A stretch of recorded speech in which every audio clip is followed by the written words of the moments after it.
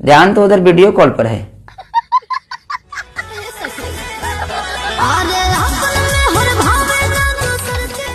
पढ़ा रहे हैं तो नींद आ रहा है, और तोनिए सबके सदिया हुआ है तो औरतियन कहती है कि तोरा जैसन मर्दा के माथा के दर्द।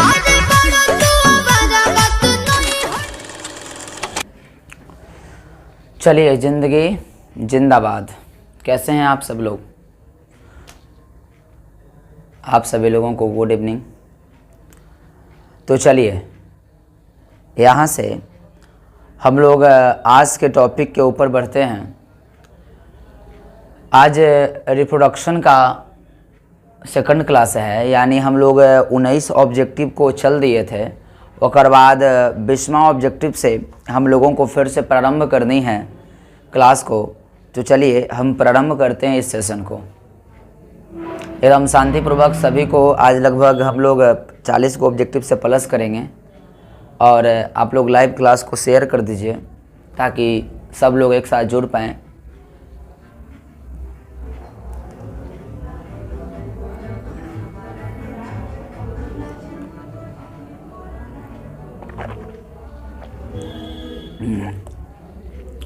चलिए, तो आप लोग जल्दी से शेयर कर दीजिए, जुड़ जाइए। चलिए, एक एक कमेंट करके बताइए आप लोगों को वीडियो साफ दिखाई दे रहा है, क्लीन है, वॉइस आ रही है? चलो ठीक है। बाकी सब तो हम स्टार्ट करते हैं अब। आइए यहाँ से।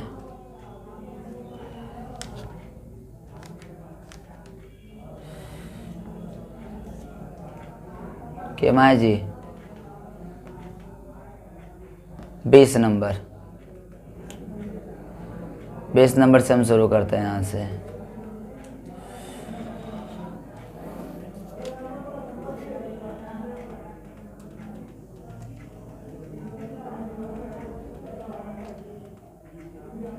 चलिए, पहला क्वेश्चन आज का। ईंख में ग्राफिटंग नहीं हो सकता क्योंकि क्या? तो क्योंकि उसमें एकदम मारिए का ऑप्शन सही। सबसे पहला है वास्कुलर बंडल्स बिखरे होते हैं। दूसरा ऑप्शन है फ्लोएम जाइलम के अंदर की ओर होते हैं। दूसरा, ईंख के पौधे कोमल होते हैं। ईंख के पौधा कोमल होता है, ये तो पहले ही गलती हो गया। यह चोट को सहने में असमर्थ होता है, ये भी ठीक नहीं है, तो ये भी गलत है। फ्लोएम जाइलम के अंदर की ओर होता है, एकदम गलत है। तो पहला ऑप्शन है वास्कुलर बंडल्स बिखरे होते हैं, तब 20वां का पहला नंबर सही है। चलिए आगे की तरफ बढ़ते हैं हम लोग। 21 नंबर क्वेश्चन। अरे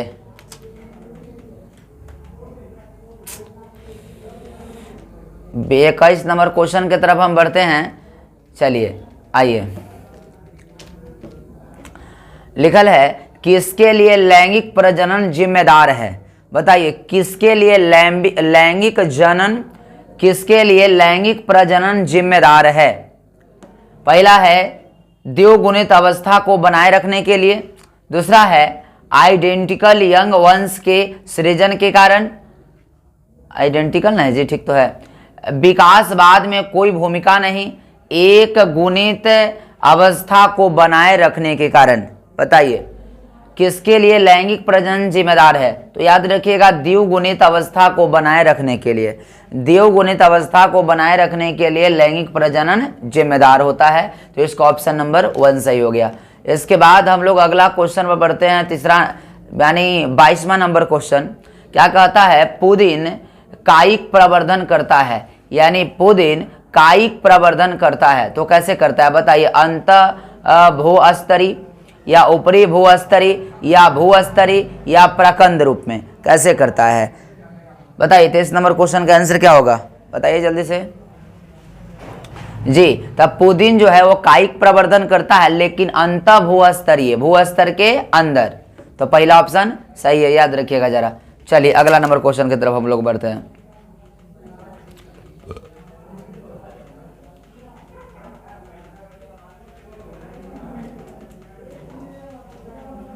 चलिए ओकर बाद के नंबर होते अथी 23 नंबर हो गया ना जी? नहीं 22 नंबर हुआ था जखने।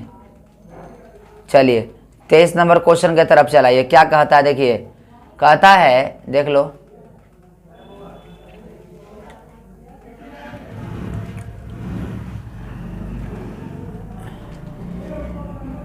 कुकुर यानी डॉग का, कुकुर यानी डॉग का संभावित है तो कितना वर्ष, मतलब कितना वर्ष जीवित रहता है। डॉग्स का संभावित है माने इसका जीवन काल पूछ रहा है। तो बताइए डॉग का जीवन काल कितना वर्ष होता है, जल्दी बताइए।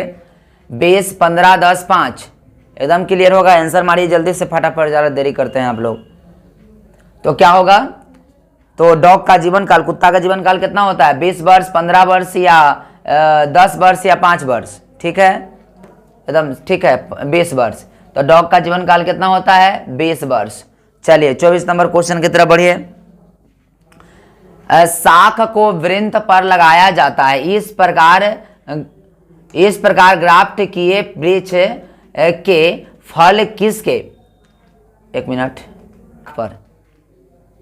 चलिए 24 नंबर क्वेश्चन देखिए, कहता है शाख को वृंत पर लगाया जाता है, इस प्रकार ग्राफ्ट किए वृक्ष के फल किस पर निर्भर करेंगे। तो याद रखिएगा शाख पर निर्भर करेगा, यानी ऑप्शन नंबर पहला सही है। चलिए अगला क्वेश्चन की तरफ हम बढ़ते हैं, यानी 25 नंबर क्वेश्चन क्या कहता है, देखो जरा जल्दी जल्दी से। 25 नंबर क्वेश्चन क्या कहता है, 25 नंबर कहता है क्वेश्चन, अगुणित कोशिका के संलयन की प्रक्रिया को ... कहते हैं, यानी अगुणित कोशिका के संलयन की प्रक्रिया को निम्नलिखित में से क्या कहते हैं। अगुणित, क्या कहा, अगुणित कोशिका के संलयन की प्रक्रिया को क्या बोलिएगा, कोशिका चक्र बोलोगे, या तो अर्धसूत्री विभाजन या समसूत्री विभाजन या समयुग्मन, क्या बोलिएगा, जल्दी बताइए, जल्दी बताइए क्या होगा। अगुणित कोशिका के संलयन की प्रक्रिया को कहा जाता है, दिख रहा है ना, देख लेते हैं एक बार। चलिए ठीक तो दिख रहा है, जल्दी बताइए क्या होगा। अगुणित कोशिका के संलयन की प्रक्रिया को क्या बोलिएगा, अगुणित कोशिका के संलयन की प्रक्रिया को कहा जाता है, कोशिका चक्र कहा जाता है, अर्धसूत्री विभाजन कहा जाता है, या समसूत्री विभाजन, या तो संयुग्मन कहा जाता है, जल्दी बताओ।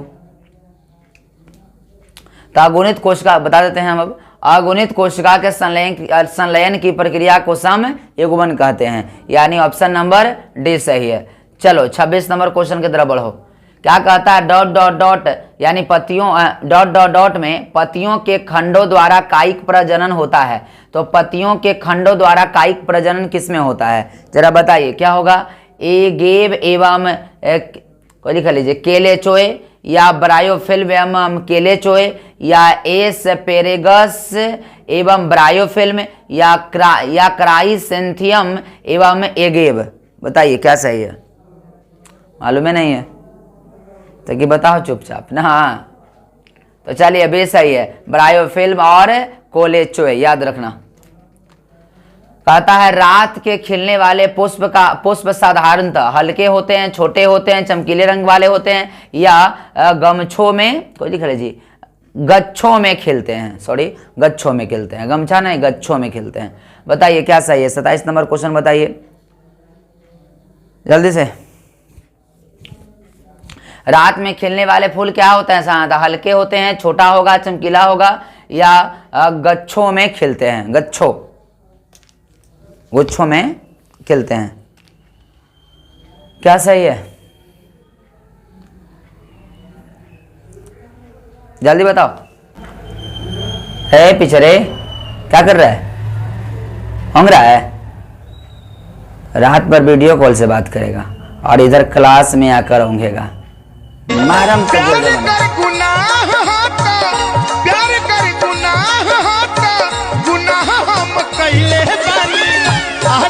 तोहार फोटो कर जवा में धैले रे पानी, आजुले तोहार फोटो कर जवा में धैले रे।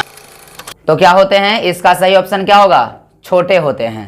तो रात में खिलने वाले फूल कैसे होते हैं, साधारणतः छोटे होंगे। चलो अगला क्वेश्चन की तरफ बढ़ें। 26 नंबर था ना जी, 27 नंबर था, 27 नंबर था, 28 नंबर। चलिए क्वेश्चन 28 तरफ क्वेश्चन की तरफ बढ़िए, क्या कह रहा है?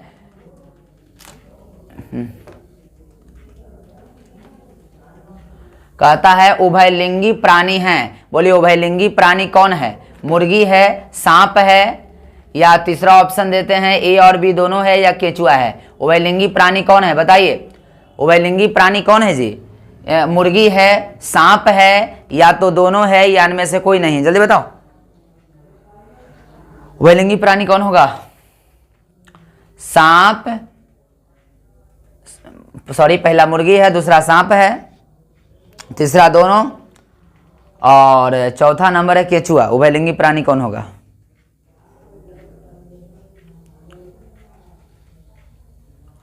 ठीक है, मुर्गी या सांप तो नहीं होगा, कैंसिल हो गया ये वाला। तो इनमें से दोनों भी नहीं हो सकता है, तो केचुआ होगा, यानी ऑप्शन नंबर डी सही है। समझ गया? चल फिर सोते थे रे, अरे यार। चलिए, आप लोगों को भी नींद आ रहा है का? गया थी ना, जिंदगी में बड़ा दुख है यो, बहुत ज़्यादा। तो कि कब पढ़े थे? हाँ चला का करबा जी, दुख है तो अरे ज़्यादा बड़ा हो ही जाए। अब एक से सूझ रहा है इतना ना जी। चलिए 29 नंबर क्वेश्चन बताइए, निम्नलिखित में से कौन द्विगुणित संरचना है? माने किसका संरचना द्विगुणित होता है? अभी सबको हम डिटेल बताने वाले नहीं हैं, आप लोगों को क्लासरूम में सब कर दिया गया है। अब बस खाली ऑब्जेक्टिव देखो, आप फटफट टिक मारो, वो तो हम बता भी रहे हैं। और जरा कॉपी में इसको नोट्स कर लीजिएगा, नहीं तो हम चेक करेंगे क्लासरूम में, या तो हमारा ही के रहें, चाहे कहीं भी आप पढ़ते हैं, तो या तो ऑनलाइन में पढ़ते हैं। तो ऑनलाइन वाला का धमकी नहीं है, जो अलगे से पढ़ता है इसी वीडियो देख रहा है, जो क्लासरूम में पढ़ता है उसको जरा इसको नोट्स कर लेना। और अगर ऑब्जेक्टिव है, अगर पीडीएफ चाहिए तो आपको ऊपर नंबर शो हो रहा होगा, उस पर आप मैसेज कीजिएगा, आपका पीडीएफ भी पूरा मिल जाएगा। जो बच्चा को नहीं मिला है उनको मिल जाएगा, ध्यान रखना। चलिए यहाँ से 29 नंबर क्वेश्चन पर हम बढ़ते हैं आगे। जो भी ऑनलाइन बच्चा दूसरा जगह से देख रहा है, वो जो क्लासरूम में बच्चा पढ़ता है, वो बस खाली टिक आउट मार लेना, टिक आउट मार के उसको याद कर लीजिएगा, पूछताछ भी करेंगे। चलिए 29 नंबर बताइए, निम्नलिखित में से कौन माने किसका संरचना द्विगुणित होता है? अंडाणु का, शुक्राणु का, युग्मनज का, इनमें से सभी का? चलिए ठीक है, बिल्कुल सही, युग्मनज का। युग्मनज का संरचना क्या होता है? द्विगुणित होता है। चलिए 30 नंबर क्वेश्चन कहता है कि जन्म से लेकर प्राकृतिक मृत्यु के बीच की अवस्था को क्या कहते हैं? ऑप्शन पहला जीवन काल, दूसरा जीवन चक्र, कायिक अवस्था, या सभ्य होगा? बताइए क्या कहेंगे जल्दी से। ये सब बताए वाला क्वेश्चन है जी, जल्दी से इसका आंसर तो कम से कम दे रहे बैठल है। और शेयर वोर करिए जरा, बैठ के कुछ करता हूँ तो कुछ करत नहीं, नींद आ रहा है ना?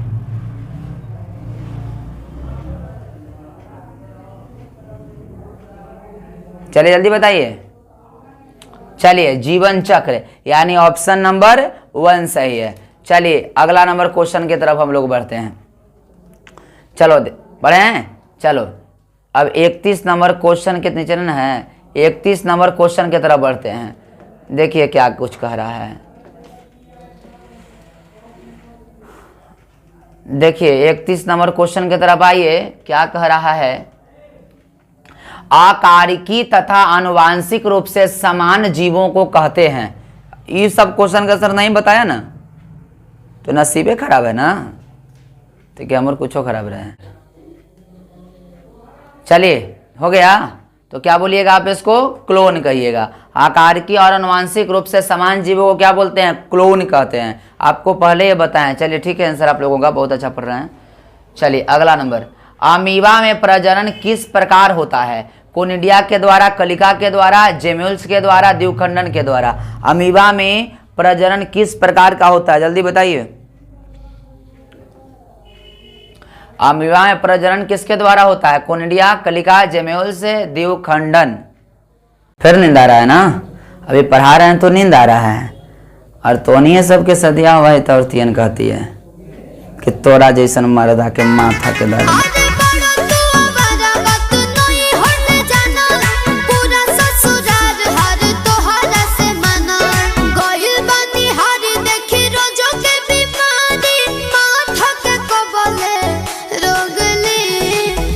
जैसन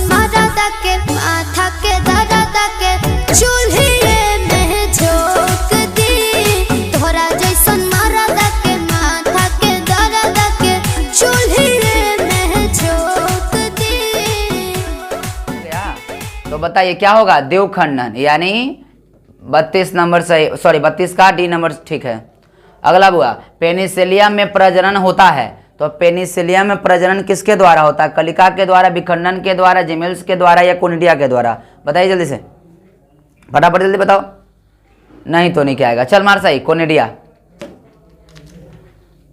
और बाद देखो अगला कि बताओ ना जी, केवा नंबर पर है अभी जी, 33 है। चलिए 34 बताइए।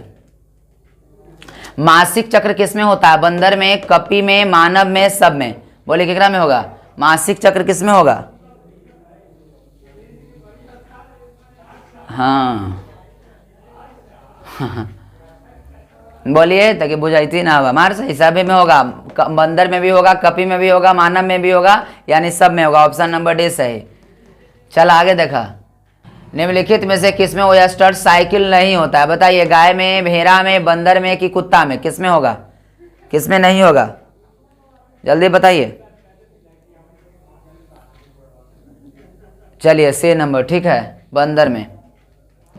चलिए अगला नंबर, निम्नलिखित में से कौन द्विलिंगी नहीं है, निम्नलिखित में से कौन द्विलिंगी नहीं है, फीता कृमि, कुत्ता, जोंक, स्पंज, बताइए कौन है द्विलिंगी, कौन नहीं है,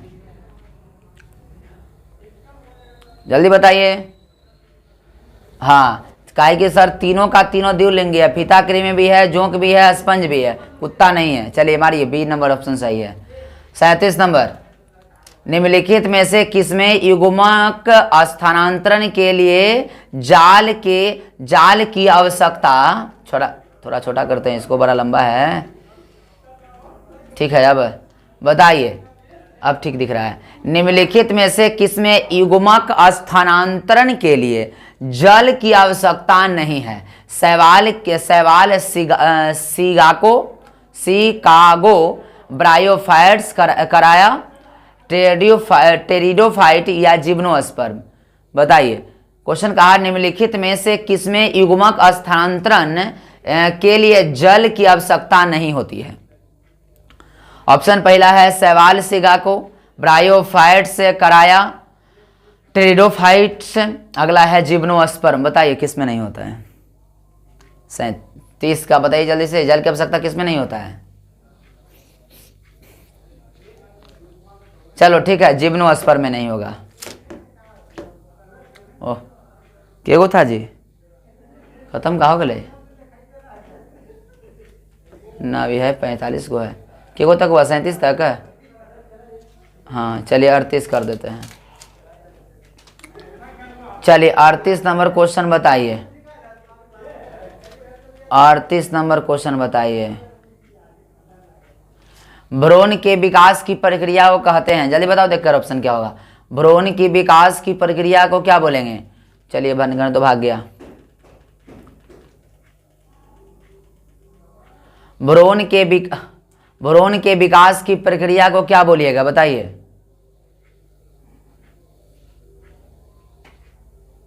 जल्दी बताइए।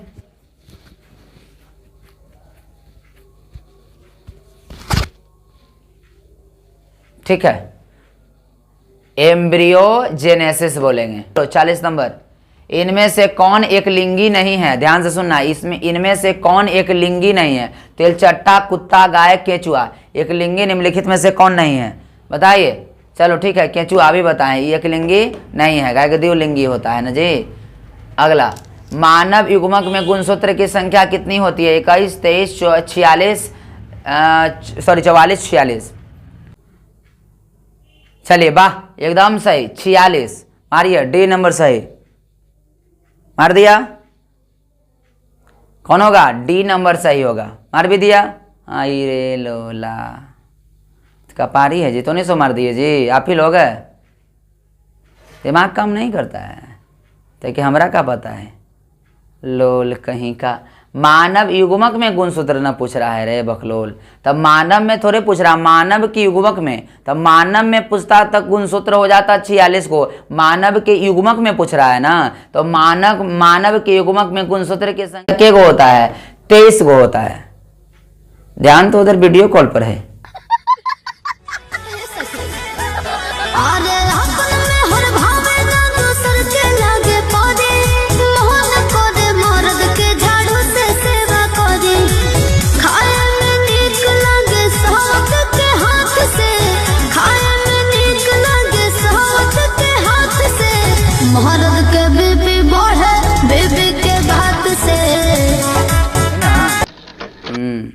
क्या होगा 23। चलो लास्ट है। आओ जी 45 को कम से कम कर लेते हैं। चलिए 42 नंबर क्वेश्चन बताइए। अरे चलिए 42 नंबर क्वेश्चन बताइए। कहता है क्या कि किसमें आंतरिक निषेचन होता है? मछली, उभयचर, शैवाल या आवृतबीजी? आंतरिक निषेचन किसमें होगा? मछली में होगा, उभयचर प्राणी में होगा, या शैवाल में होगा, या आवृतबीजी में होगा? बताइए जल्दी से। किसमें होगा? मछली में।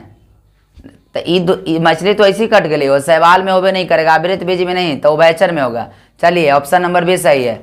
चलिए 43 नंबर क्वेश्चन की तरफ बढ़िए। कह रहा है निषेचन तक की क्रिया में ओव्यूल विकसित होकर बीज बनता है, बना। ओकर बात कर रहा है जबकि कार्पल से क्या विकसित होता है? जबकि कार्पल से क्या विकसित होगा? क्या पेरिस्पर्म, पेरिकार्प या टेस्टा, या इनमें से कोई नहीं? बताइए क्या होगा जल्दी।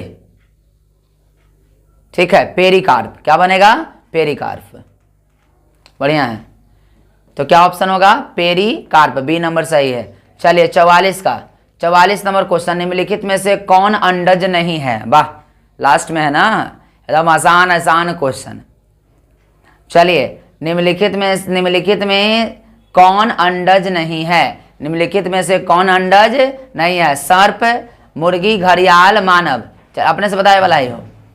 कौन अंडज नहीं है? कौन अंडा नहीं देता है? सांप, मुर्गी, घड़ियाल, मानव। बोलिए कौन अंडा नहीं देता है? मनुष्य अंडा दे रहे नहीं, तो क्या होगा? ऑप्शन नंबर डी सही। चलो 44 आगे की तरफ थोड़ा सा बढ़ जाते हैं, कम से कम 45 को करवा देते हैं। चलिए ये और आसान है एकदम लास्ट में। क्या कहा? इनमें किसमें केवल एक बार अपने जीवन काल में पुष्प देते हैं? यानी कौन एकरा में ऐसा आपको जीव दिख रहा है जो जीवन काल में एक ही बार पुष्प देता है? बांस, आम, लीची, जामुन। बताइए क्या अपने जीवन काल में एक ही बार पुष्प देता है? एकदम लास्ट है, बताने वाला है, जल्दी बताइए। बिल्कुल वाह, बांस जीवन काल में एक ही बार पुष्प देता है। समझ गए जी? तो आज का क्लास यही 45 नंबर क्वेश्चन पर हम लोग रोकते हैं और अब हम लोग जो हैं वो आगे के क्लास की तरफ बढ़ेंगे। यही 45 नंबर क्वेश्चन पर आज का क्लास जो है हम अंत करते हैं। तो आज का क्लास यहीं तक। अब मिलते हैं हम अगले क्लास में। अब यही 15 मिनट के बाद आपका वीडियो प्राइवेट कर दिया जाएगा। आप लोग को बहुत बहुत धन्यवाद जुड़ने के लिए। तो हम लोग अगली क्लास से मिलते हैं फिर यही उमंग के साथ। आप लोग एक दिन बीच करके प्रत्येक दिन आप 6:30 बजे लाइव क्लास में ज्वाइन होइएगा। तब तक के लिए गुड नाइट, थैंक यू।